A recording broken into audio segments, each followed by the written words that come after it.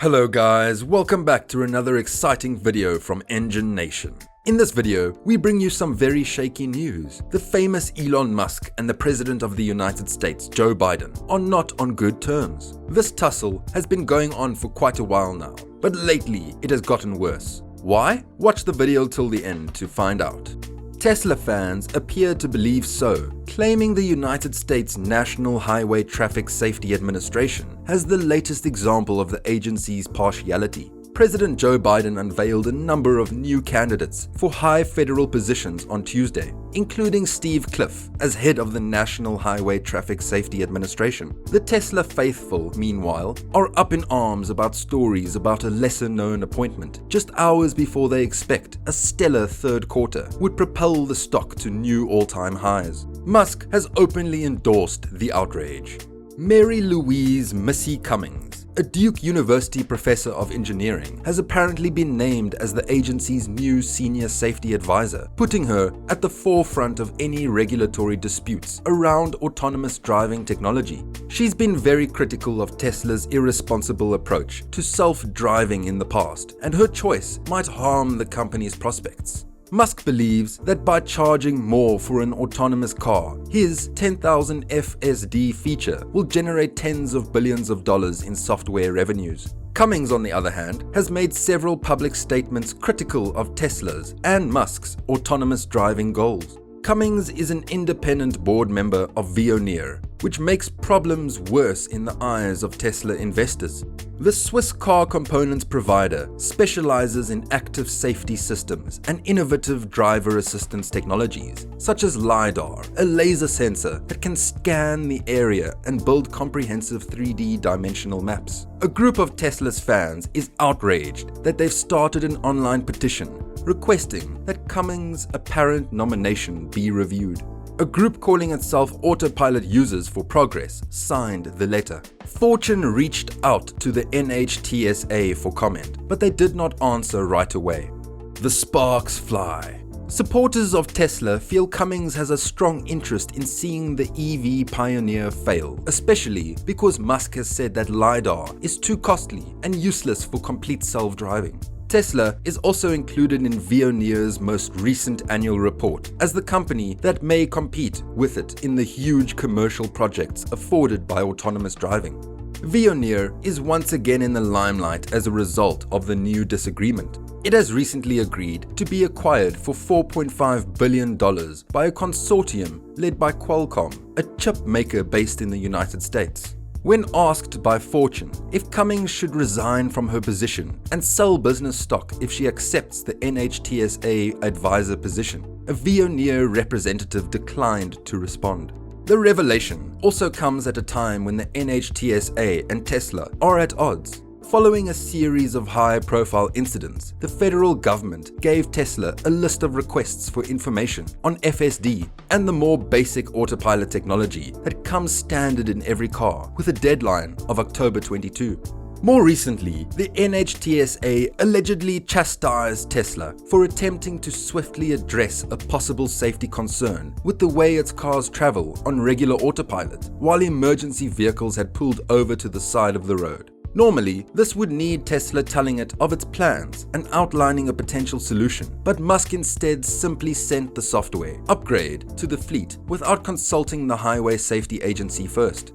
The National Highway Traffic Safety Administration isn't the only federal agency with a beef with Tesla. Last month, Jennifer Homendy, the new head of the National Transportation Safety Board, advised the Wall Street Journal that the automaker should not roll out FSD beta to its larger US customer base until safety issues are resolved. Some Tesla bulls believe the administration of Joe Biden and his supporters are to blame for the rising political headwinds. Only Detroit's Big Three, General Motors, Ford, and Stellantis, were invited to the White House's electric vehicle meeting in Washington to discuss EV penetration objectives.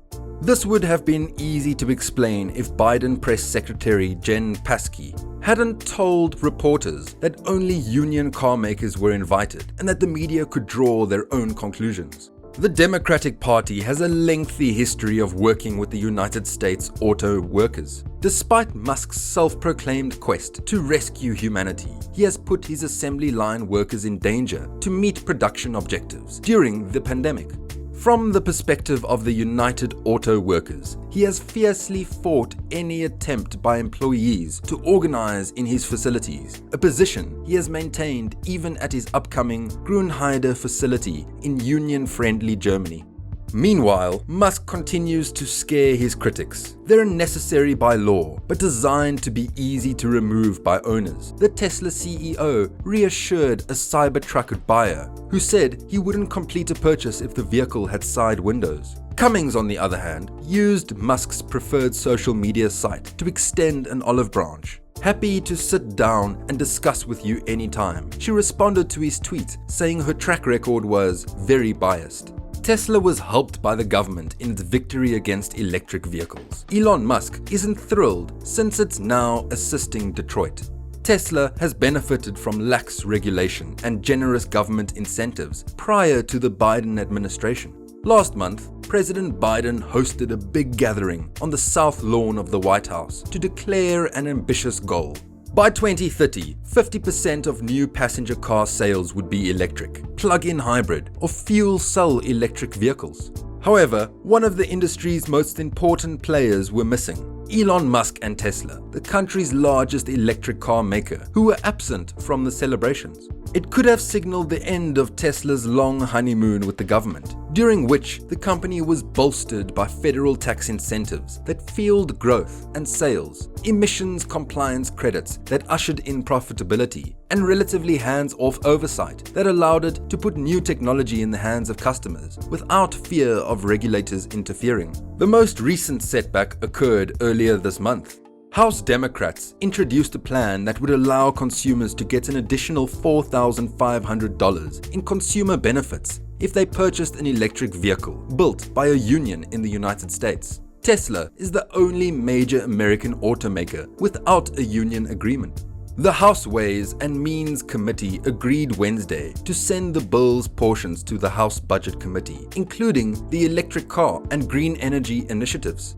The idea caused Musk to take to Twitter to express his anger with the perceived snub in recent days. In response to a tweet accusing lawmakers of targeting one company, he said, "This is written by Ford/UAW lobbyists, since they produce their own electric car in Mexico. It's not clear how this benefits American taxpayers," Musk said. The corporation, which had tighter ties with the previous two administrations, now finds itself on a new playing field. It's also part of a larger twist for tech powerhouses and Silicon Valley, which have been subjected to more regulation, public scrutiny, and overall scrutiny under the Biden administration. What are your thoughts on this? We'd love to hear from them in the comments. Thank you for watching the video. If you've enjoyed it, please like, share, and subscribe to our channel Engine Nation for more videos just like this. Until next time.